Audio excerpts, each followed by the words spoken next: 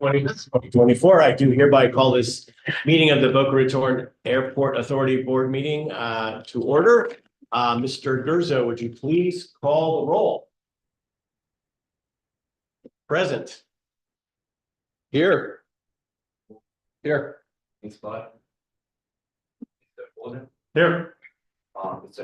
Here. Here. I do see that a quorum is present, and we do have a special presentation that Ms. Bennett would like to make before we proceed with tonight's agenda. So I'd like to turn it over to her. Thank you very much, Mr. Chair.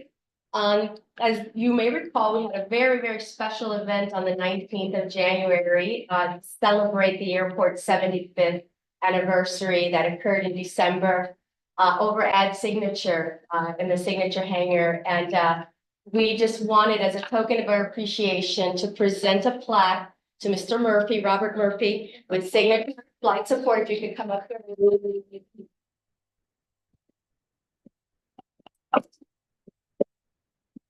As a small token of our appreciation. Thank you. It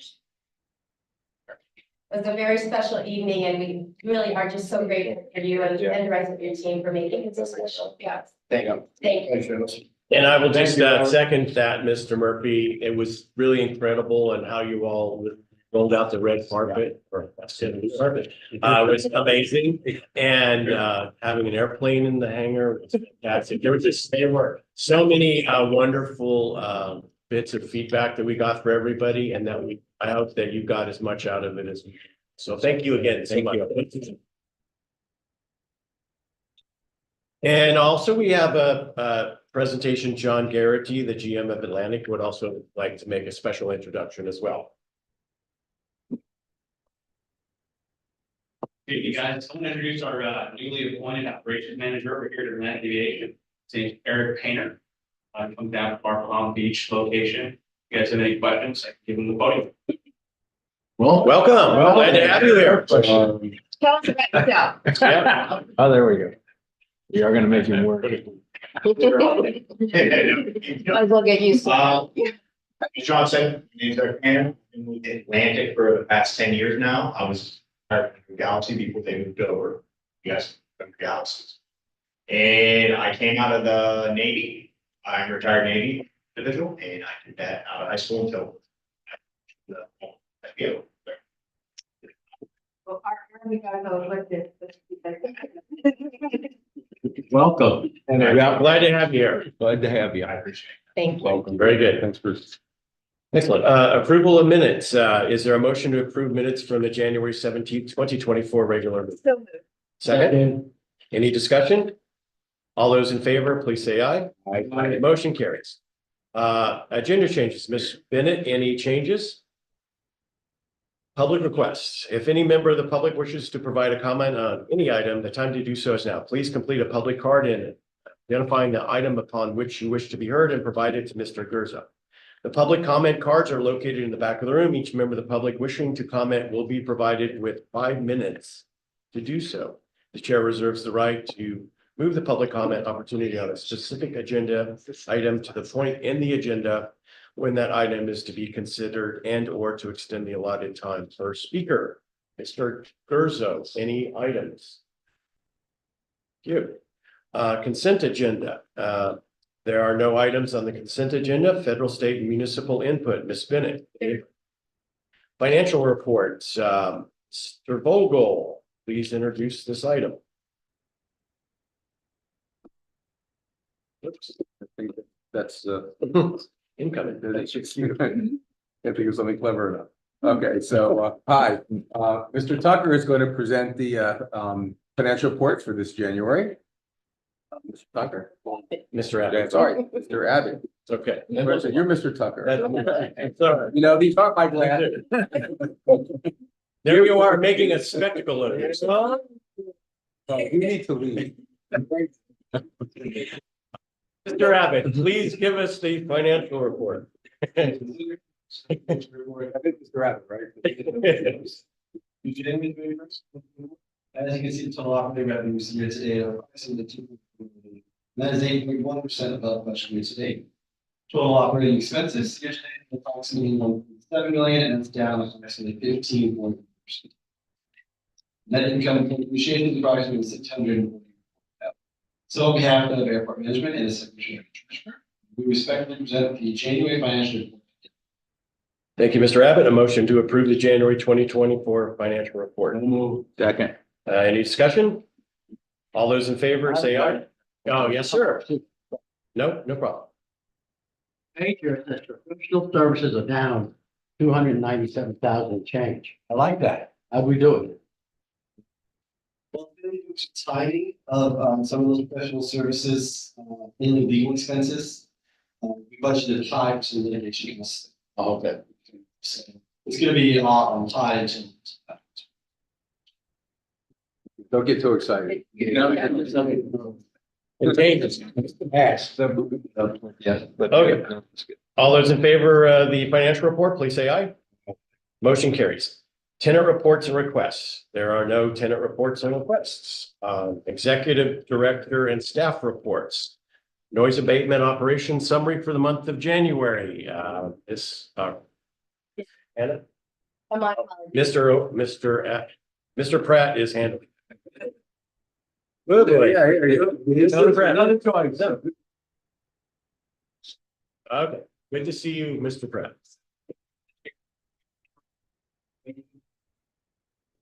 Is the operations and noise abatement. January 2020. During the month, there were 6,647 operations, 8% licensed operations and year. JA deliveries increased 7% compared to January 2023, and F-gas deliveries decreased roughly 50%, mainly due to the timing of those F-gas deliveries. Excuse me. There were 6 different households that filed noise concerns during the month, most of which were through the online web portal. During the month of January, we had 185 aircraft clear customs, and there were 2 vessel clearings for the month as well. These 185 aircraft arrived from a total of 21 different countries. There were 78 after-hours clearings in the month, of which 62 occurred on days when the facility is normally closed. And that concludes the operations report for the month of January. We have to answer questions. Anything for Mr. Pratt? Yes, sir. I want to make, even though operations were down 14%, and that's generally around the country, and we're still averaging close to 80,000 ops a year. That's from a perspective. Just Yeah. fantastic. And there's just, you said there's just a general trend around the The general US trend, going. in the last month or two, my journals, operations have been down. Really given. Yeah. It's 80,000 ops. Yeah. Very good. Annual operations report, Mr. Pratt, if you want to continue, please. Yes, sir. So the year.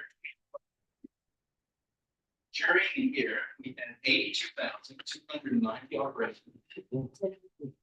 There's an updated. Oh, version? yes, apologize. There is also an updated packet.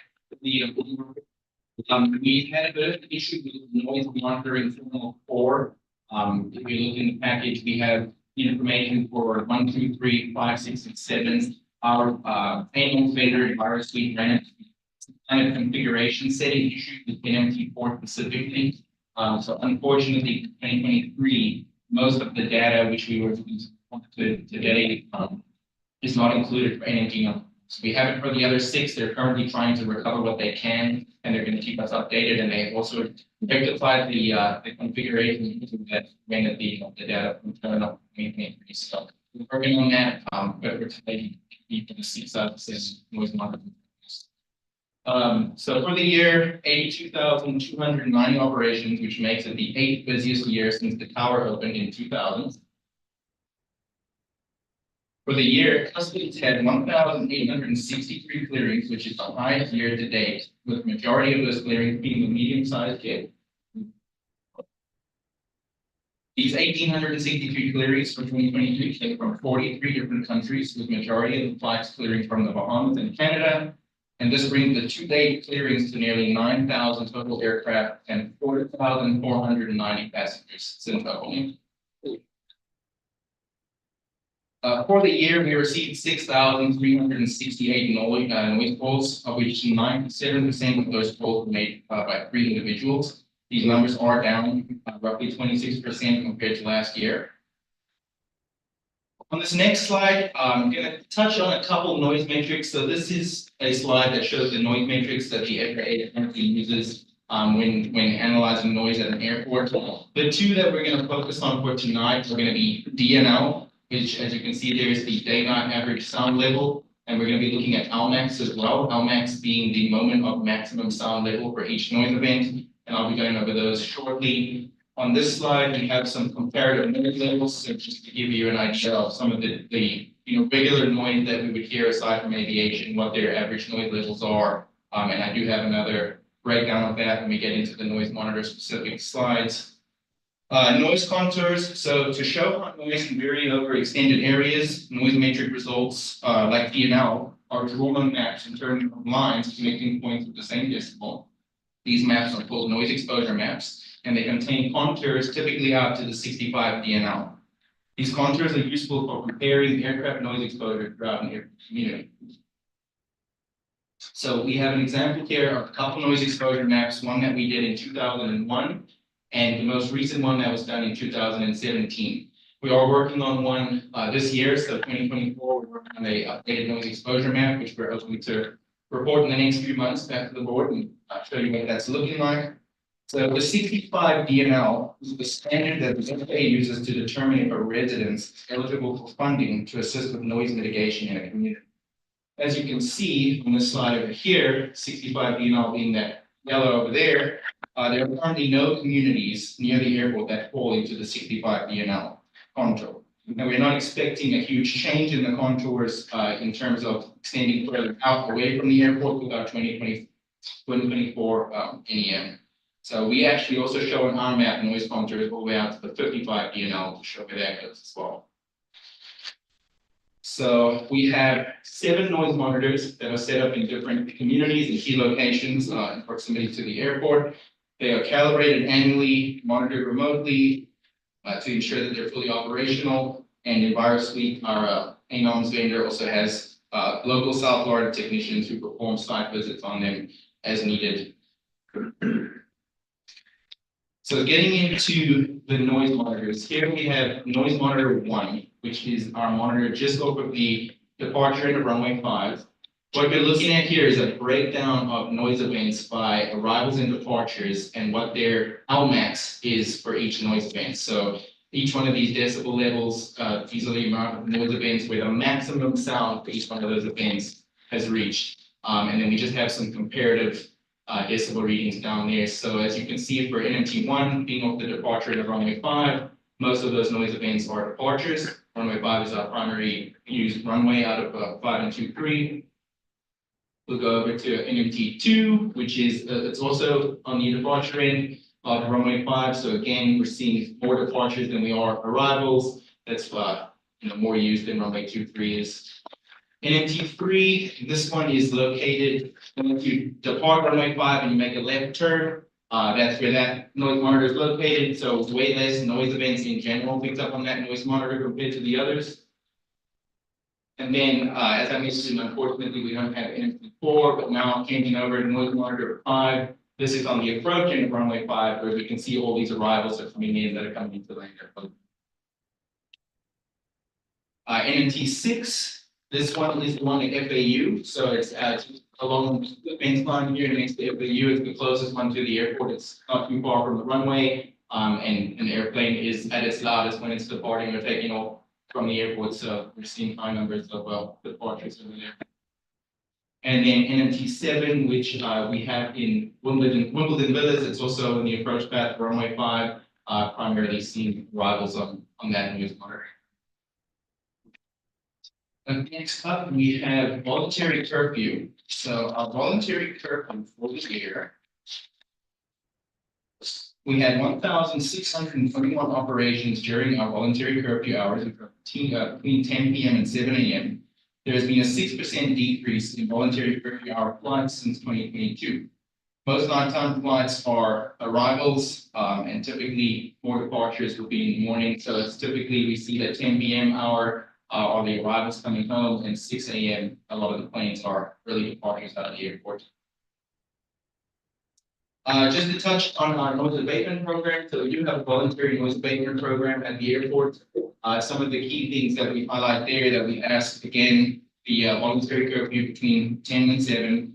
We also we ask that operations be planned outside of these hours. We have, certain operational, I wouldn't say requests, but certain operational things that we included in our voluntary. So making that turn over runway 5 as soon as practical to avoid residential areas, accelerating stop and go activity, moving touch and go activity, reverse thrust, and following NBAA recommended noise abatement procedures.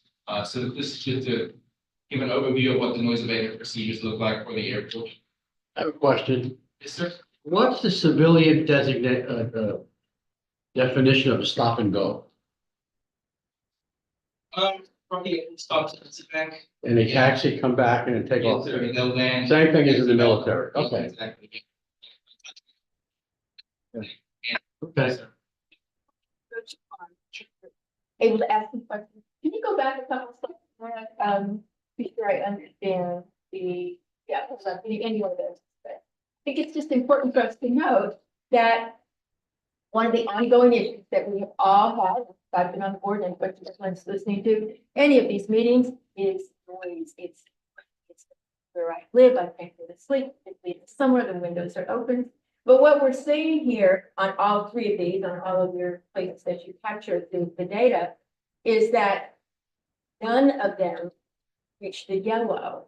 Am I right? 90% of noise are less than 80. I don't see any yellow there. I see some green.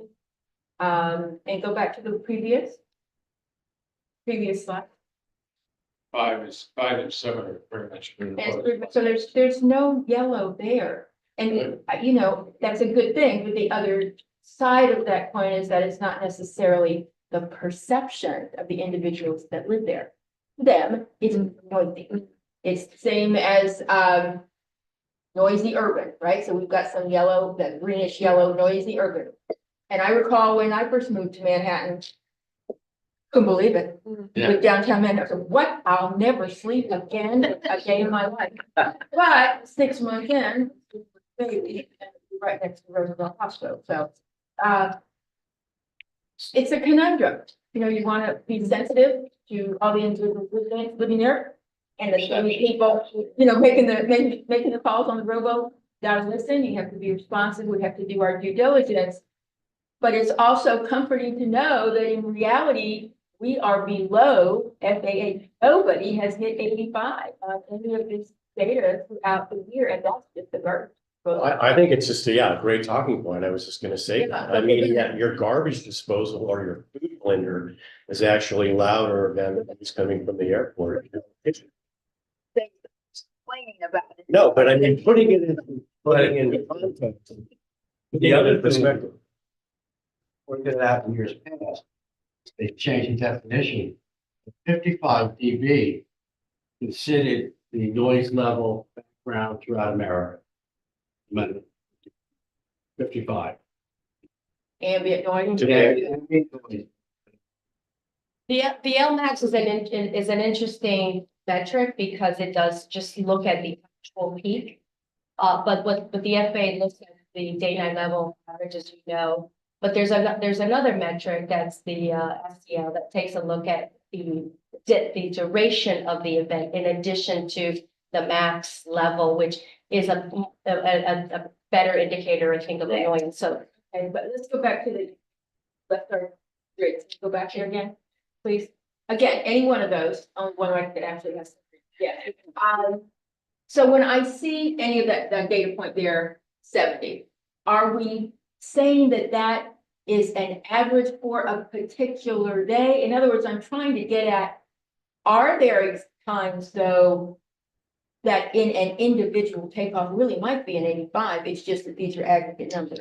So these are not averages. This is for every noise event that this noise monitoring terminal picked up. For None of them. this many of those noise events, the highest sound Got level it. is 71 decibels. Okay, well, that's great. I just wanted see how. 7 is, What, there were Wimbledon, 2,000? Wimbledon Village, where most Yeah. of the, calls are coming from. Yeah. So I think, Interesting. I think Claire's point, there's two things that occurred to me, because I was. Well, the first thing was the duration. And the second thing was. Volunteer component to it. You're turning on your disposal, you're expecting the noise there. You're turning on other devices, you're expecting the noise. You're listening to a rock band, you're expecting the noise. Here, you're lying in bed or watching, whatever you're watching. Yeah. And all of a sudden, there's this noise you didn't expect. And so there's that perception as well. So it's an understandable concern. It is an. You know, I used to but live it's in. also grounded in the reality that it's below. No, it's to your point. I mean, Yeah. we used to live in neighboring communities. I moved, but where I used to go to Estancia West, not because of her. I was too noisy, right? Your blender. Margaritas all night long. For seeing here in the community. You guys had to imagine where I've been doing this noise stuff for 50 years. Perception. So we, And everybody perceives it different. it's the definition of noise, is unwanted. And what's your unwanted sound, what you're willing to endure or put up with, because for me, where we lived, where I lived at the time, it was like, okay, well, we have an airport, the airport's a great thing, and I guess it's not such a big deal to have a plane fly here once in a while, because it's better, but other people moving here going, the last thing I need is to be a train running by me or a plane. And I lived not far from Dixie Highway, Miami as a kid, and we used to hear the trains all day long. And I remember originally, but we just got used to it. I think the key that, we stress when we talk with our neighbors is that the reason that we do the noise monitoring, to your point, Ms. Bud, is so that we have the accurate information. Right. We get the flight tracks directly from the FAA's B, so we know exactly what is flying over the area, and the noise monitors actually record accurate information so that while noise is a matter of perception, because noise is unwanted sound, the data is there to be used, in our conversations with the pilots, in our conversations with FAA. And I think the other important point that we try to stress is that the aircraft are getting quieter and quieter as the newer technology is evolved. That's why those contours that Robert showed from if you go back to it, the previous noise contour update, you see, and you could actually almost physically see that when the airplanes are turning, the noise sort of are getting. Oh, hey. You don't think the noise controls would change that much, but since 2017, I don't know, 2,000 or, I mean, it's all right around the runway, so not much more we can get. Yeah. Sorry, go ahead, but I think what will be interesting to see is how the fleet mix has changed a little bit. Since 2017, so it'll be interesting to see whether that fleet mix affects the contours. The biggest thing that affects those contours is nighttime activity, because there is a 10 decibel penalty for any activity that happens overnight, which is why our program is designed to limit and reduce the number of nighttime operations. You say 10 decibel penalty, so if the actual decibel is 65, you would record it at 7. So and that is how the models run the. So and reducing that nighttime activity from a voluntary perspective, as you know, that's all that was within the authority's power to do, is so important. That's why that data that Robert showed about an average of 2 a night over the year of 2023 occurred between 11 and 7. Is that correct? Mr. Now? Well, I just have a comment because, well, I guess I do have a question. Transparency, I think, is a big help. This will be posted on our website after we finish here. So I think, again, for the neighbors, they can look and see, this is to me dramatic. And I think all the other stuff that we have is dramatic. And so the more we can publish on it, I think then the more they have an understanding, the bigger picture. I know it doesn't have up over their house, but. Right, Ms. Bud? In addition to posting the deep data, if there is any way that we can, perhaps our PR agency to compile an infographic there, plain English, dummy it down, one thing, you can get it, you know. You'd have to dig through to say, oh, I get this, particularly if it is being read by somebody who does not want to hear that message, you know? So if we can kind of do it, quick and easy, absolutely. And one of the things that we plan on doing, Robert, is to have a demonstration, maybe with the system vendor in a couple of months of the capabilities of ANOMS. We've had it in operation, this new vendor for a year. We're still working out, as you know, as you saw, some of the glitches with at least one of the monitors. But the other thing with regard to transparency that is important to note is that our community can log on to our website and can actually watch the flight tracks and the noise level. So if an airplane is flying over one of the microphones, it will immediately reflect the LMAX of that aircraft flying over that microphone. We delayed it, the FAA delayed the flight tracking data. Yeah, 10 minutes. But it's all there and you can go back and look at history. So, you know, there's a lot of information that we push out that, to your point, we could also promote through our program. But I think in the next couple of months, we're going to work with our vendor to come back and do a presentation that'll kind of walk you through some of these capabilities. One more quick question. Claire, talk to us just 60 seconds about the actual pathways that we take, what our limitations are, how we have changed them. We talked a second ago about asking our pilots to take that hard left, you know, as soon as they can. What options do we have to change paths? Well, typically, it would be well, not typically, but the FAA retains upon itself the authority to regulate aircraft, pilots, and airspace. So our role in the noise program is to collect the data, to conduct studies, and to make recommendations to the FAA and advocacy for the community in our role, our effort to be a good neighbor. We've done a number of noise studies. Right now, as you may remember, last month you approved a grant to do an update to the noise exposure map, which will update the noise contour update that was done in 2017 was just done as a study internally. We will do a full noise exposure map, which actually will overlay those contours over the uses on the ground, the land uses, residential, community, et cetera, and will actually be forwarded to the FAA for approval. Depending on what happens in terms of, you know, what the noise contour update, the noise exposure map update reveals, if we, in our discussions with FAA, get an indication that there might be some opportunities for changes to the program beyond the voluntary nature that the FAA has typically restricted us to, then we would proceed with the next step, which would be a noise compatibility study. But for now, we're going to update the noise exposure map. But traditionally, our program, although we've asked for mandatory curfews or mandatory turns up by 95 or standard instrument departures, the FAA has limited to our program to strictly voluntary because, again, they retain upon themselves the authority to actually have authority. They give us all the responsibility, but none of the authority. To be clear, we don't have the authority or the ability to say, okay, air pilots, here's where you must go. You must go here to avoid this, you know, housing development, turn left, take right, and then finally go to, we can't do that. No, it is truly an informational program. It's a voluntary program.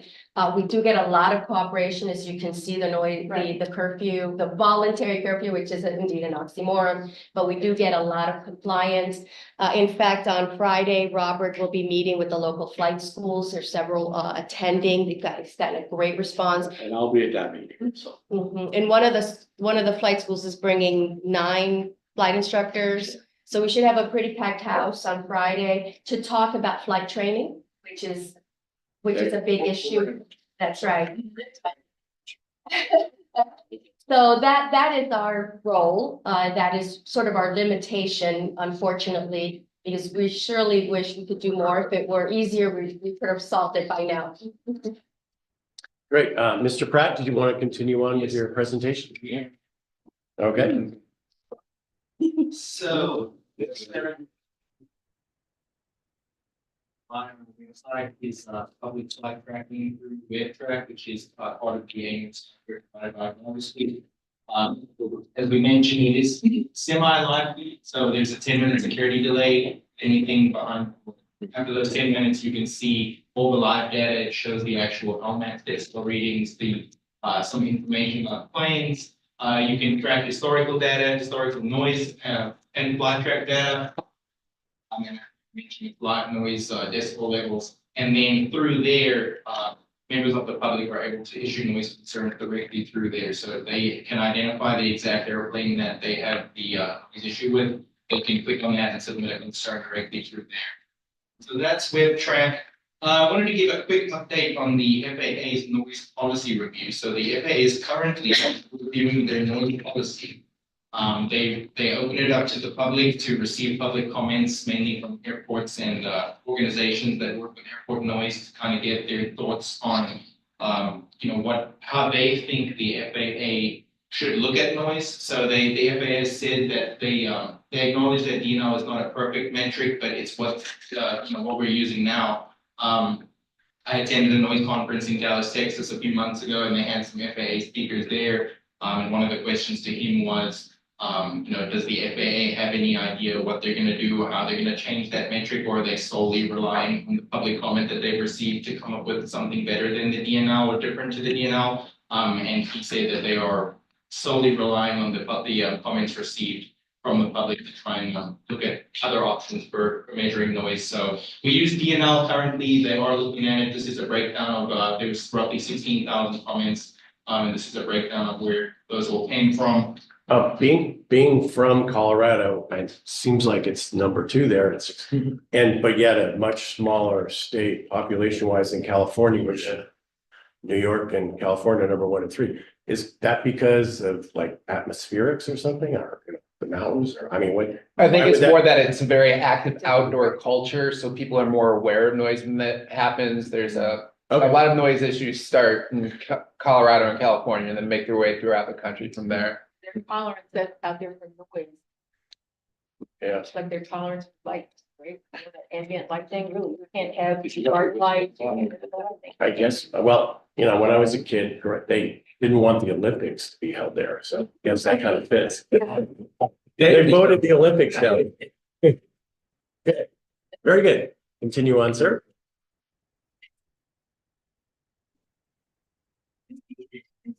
Doing the first one, looking at business aviation ratings for business aviation post-COVID and during COVID seems to have gone up a lot. There is speculation that now that it's post-COVID, business aviation activity might go down. A lot of people who started flying private during COVID for health and safety concerns are exploring maybe going back to the regular way of traveling, more traveling. Rising interest rates could also be affecting aircraft purchases and force. So that's speculation right now. We're not exactly sure what's going to happen, but there's some thoughts that it might go down a little. With the pending introduction of advanced air mobility and electrification of air traffic, many airports are assessing infrastructure to meet the demand of electrical infrastructure, doing studies and whatnot on that. Fixed base operators are exploring sustainable aviation fuels as an alternative to traditional jet fuel. So there are already FBOs in California that are offering SAF or SAF as an alternative, and they are expecting SAF, once it is widely being used, to reduce CO2 emissions by up to 80%. Ms. Budd?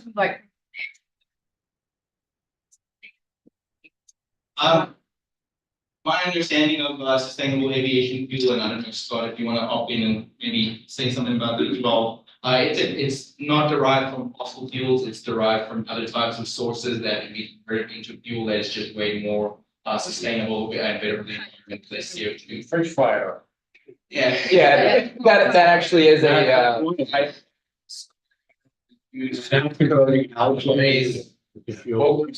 But it's 10 times more costly than fossil fuel. The cost has dropped tremendously in this. yeah. There's a big movement, especially in Asia and Europe. Big corporations funding this. It's here. SAS. Remember, Clara, when we spoke at But there's all kinds of stuff that work. When you spoke at Rotary a couple weeks ago, there was a member there who raises soybeans in Illinois, and he was talking. Soybeans been used. Signature has had a program for South for a while, and it looks like that Atlantic is also developing the program. By SAS.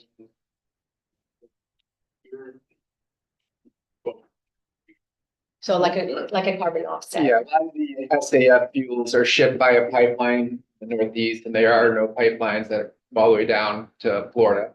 So it's one of the issues with getting it here. You put it on the truck or on a truck on the road. Well, now you're increasing other emissions because it's a factor of what the fuel is made up of. And, you know, the entire production process, you know, looking at the overall CO2 footprint from the fuel.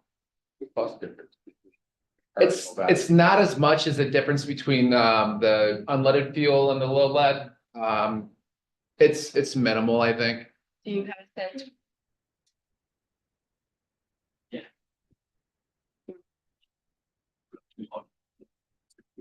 Right. It's starting to Just kind of just came. come on. Interesting. Where we at on unleaded fuels? We do not have any distribution on the field currently. In the state of Florida, there are approximately 5 public use airports that are offering the 94 unleaded fuel, which is blended by sweat. The problem with the 94 UL is that it does require a power limitation on some of the higher compression engine. And, you know, no one buys a brand new spanking serious, you know, aircraft to go slow. So there is a little bit of a problem with uptake in the. The big thing is the 100. We have 2 drop-in alternatives, they're not invested. Correct, the one in the GAMI, which is the first one available by supplemental type certificate, is supposed to be going into production in California. The issue with the GAMI blend is it doesn't follow the same ASTM process that the other manufacturers do, so there's a little more reluctance to get that STC and start using it in the aircraft. Correct. But they figured it out, now they've got to get it up to scale. It's about, yeah. And also settling on one. Well, it depends, if one can't produce enough, they're interchangeable, they're drop-ins.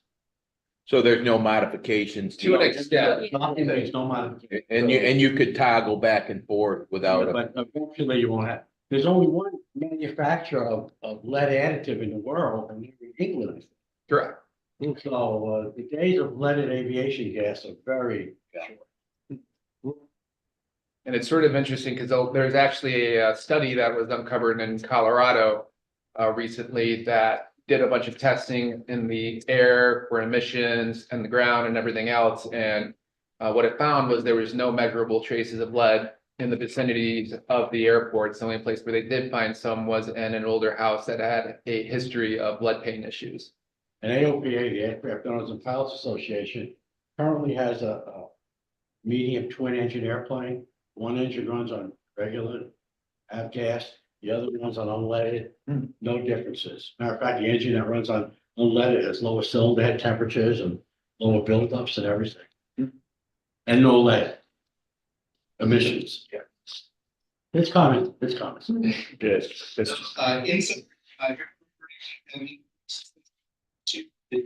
Information that before we these polls have decreased significantly over the last year. We believe this decrease is due to our outreach with local flying schools, as well as the open lines of communication with members of our community. As Clara mentioned, we have a meeting this Friday with some of the flight schools, and then next week, Tuesday, Scott and I are actually going to meet with an HOA and talk about our noise program with local HOAs in Boca Raton as well.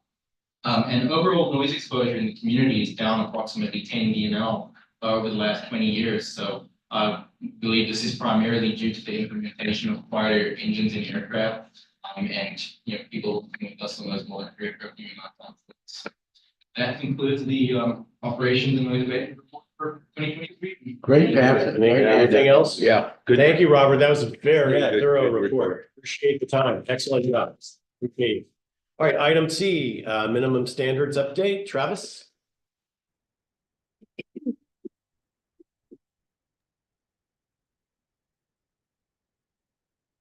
Mr. Chair.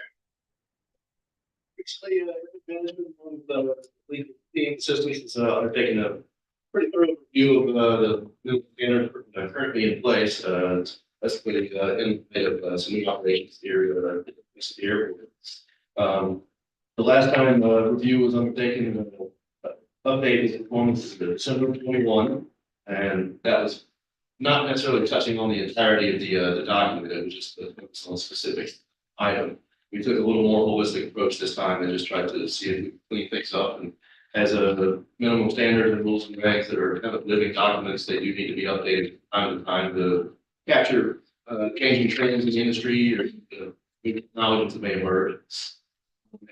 Basically, just a quick summary together of the highlights of the changes that this go around. There were a few other minor things that were mainly grammatical. The major edits listed for you here.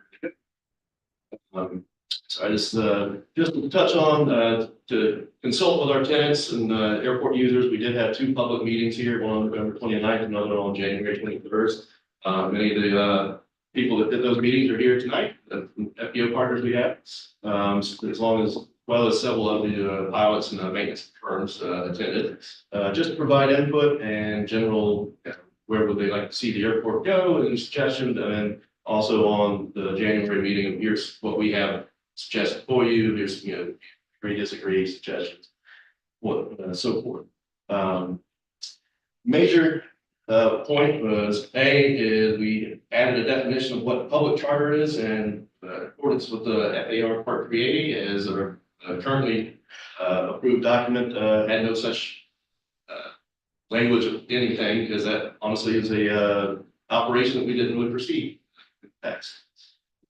So mainly this added a definition and also required any operators operating under this the airport to provide all licenses, insurances, SOPs, etc., and allows the airport facility to bring any additional expenses that may occur at that operation request, such as if they request, say, a parked vehicle site or something, fire department backfill the airport.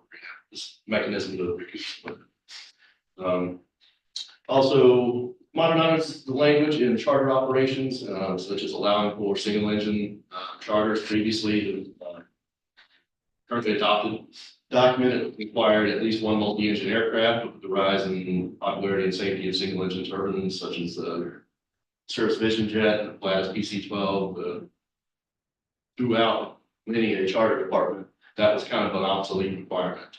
So we amended that along with a few other various things, along with some of the language speaking to the square footage requirements to have a charter operation office here. Many operators use online brokerage firms that don't necessarily require a hard office with people answering phones 8 hours a day on properties. We just amended to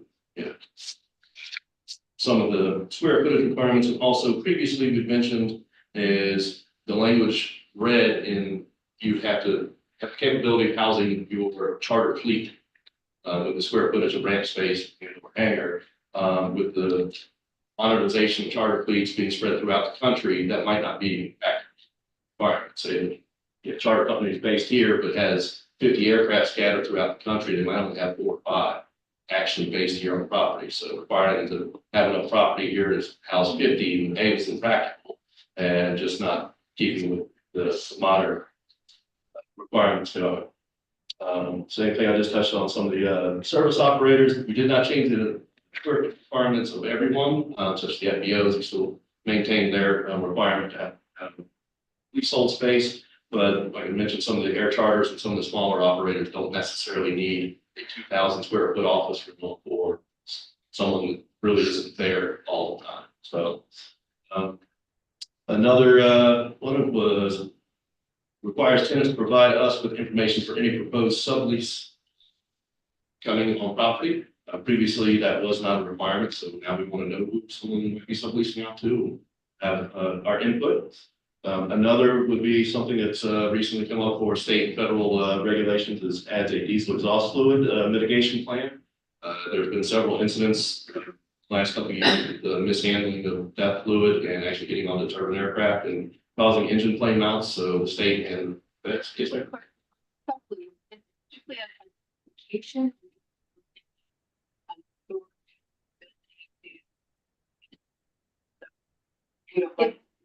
It depends on the type of agreement, the operator agreement, such as what occurred with JSX would require specific approval. We would, Amy, correct me if I'm wrong, but we would look to the lease as well as the provisions of the lease with regard to subleases. Under the current provisions, do we have any ability to be based on whatever guidelines? If it's property that's leased by the, from the airport, then almost all of I haven't seen a version of any of your leases that don't require approval as a matter of course. So, for a specific sublease, you have a contractual right to approve subleases. Okay, so when we say provide information on any proposed sublease, it's provide information and we must approve. Well, so this isn't a contractual document, this is a regulatory document, so you're wearing kind of different hats in that regard.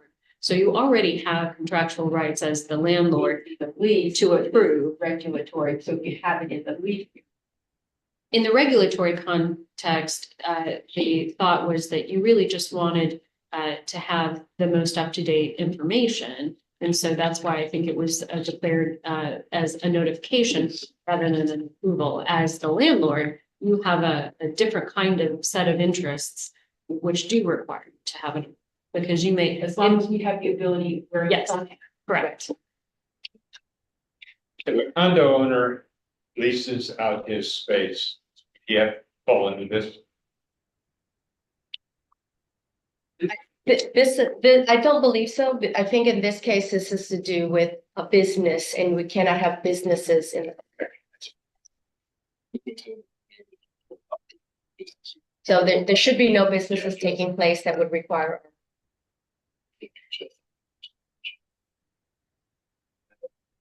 just to wrap it up, just some minor changes that still updated previously, the current, it was 50 pounds for an FDO property and practicality of land uses here. But we reduced that to 25 to like what the current base aircraft fleet base is as far as tied up space. And the rest of the updates were mainly to reflect updated advisory circulars, state statutes that have been explained. We also work hand in hand with Patrick. There are people also we have on the line up to 8 additional questions. Captain Kirshen Rockwell. Rockwell. Josh, like they're on the line and able to answer any questions. Yeah. Any other questions? Airport management recommends approving resolution 020744, getting the new standards for air navigation activities here. Mr. Nell?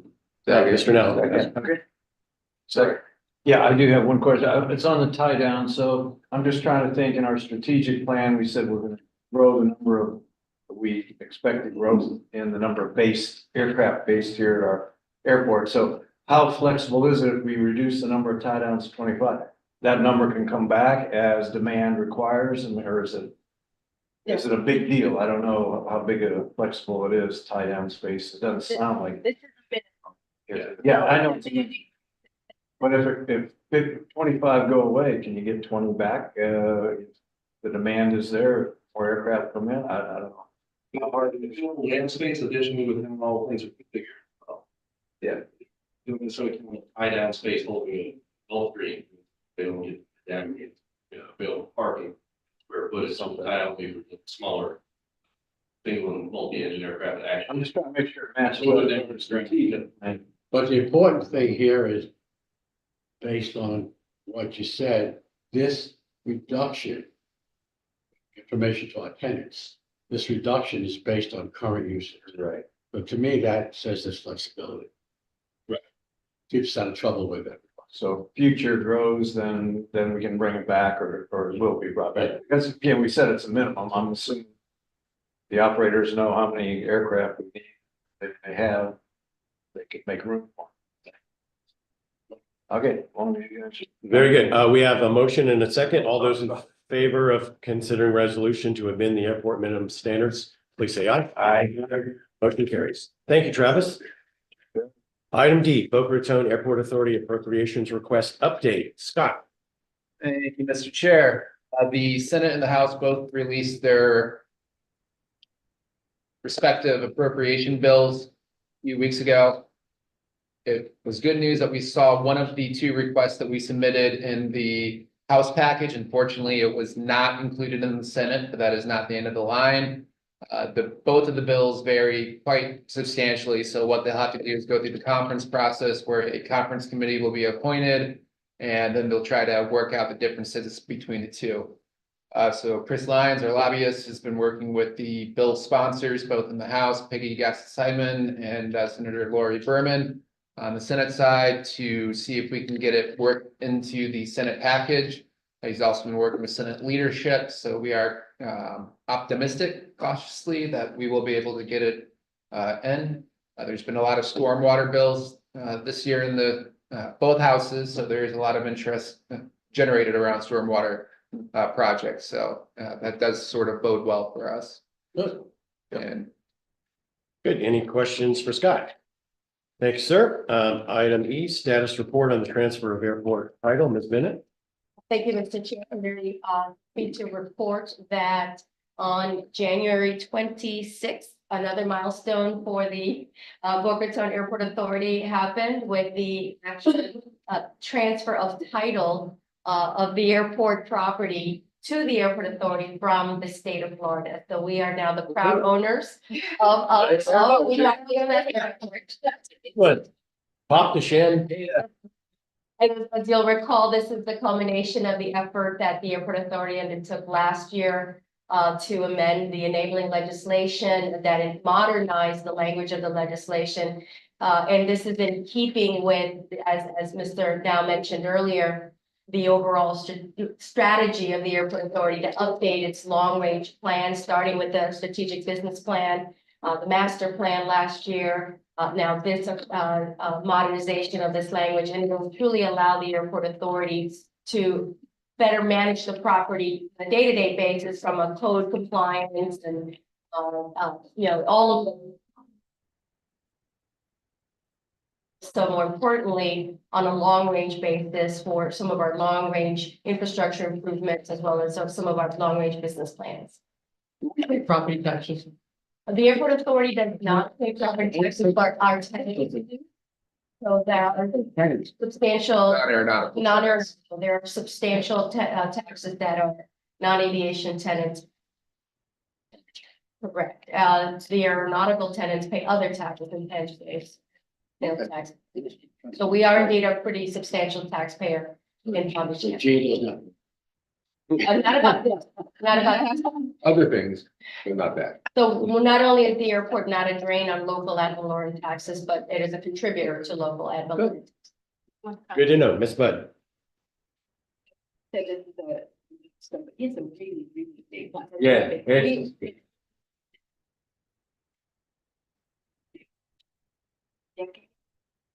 Make this change, and it just seemed like flying to the moon. Oh, it's a long road, but you take one little step at a time. So we're 18 months in, 2 years in, we really initiated this to get it done. So I would just encourage us all to look at those other big hairy things that we go, yeah.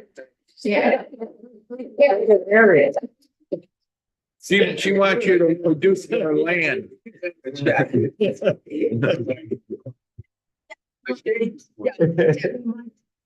Wouldn't it be fun if?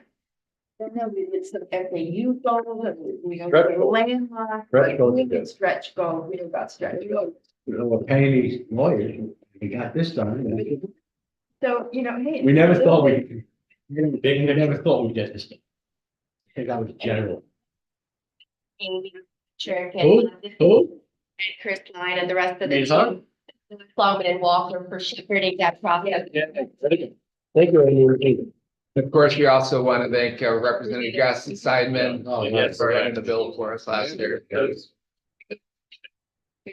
Very good. Item 10, authority board member requests and reports. Randy. Nothing. Yeah, Everything's good. Thank you. Good Yeah. job. Good meeting. Jane. Could you give us an update on the monument signs out here? I see we're coming along. We are coming along. Travis, real quick, if you want to get back to the podium and do a quick update.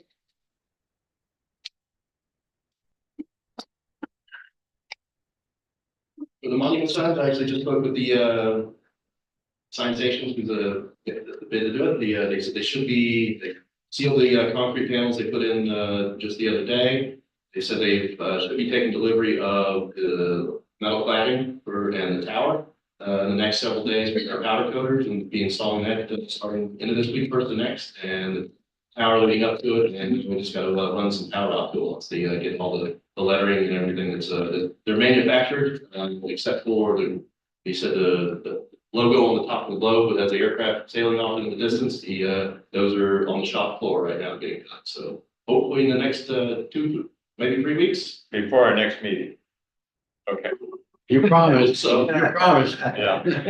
And I did see on my most recent drive along Airport Road that the stakes holding up the 87 palm trees or whatever it is have all come down.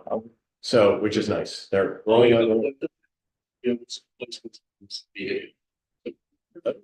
Okay, right. Great. Thank you, sir. Thank you, sir. Ms. Bud, any comments? And Vogel. Yes. Wow. Good. And I would just like to say how wonderful it was again on January 19th. All of us were there. We saw firsthand what a spectacular celebration that was. So thanking Ms. Bennett and all the airport staff who worked on it, as well as Brian and Garth. It was fantastic. Continue to hear great things from all of our guests about what a monumental occasion that was. So thank you again. Public comment, Mr. Okay, other business, any other business to come before the board? Seeing none, the next meeting is scheduled for March 20th, 2024 at 5 p.m. Meeting adjourned. Here.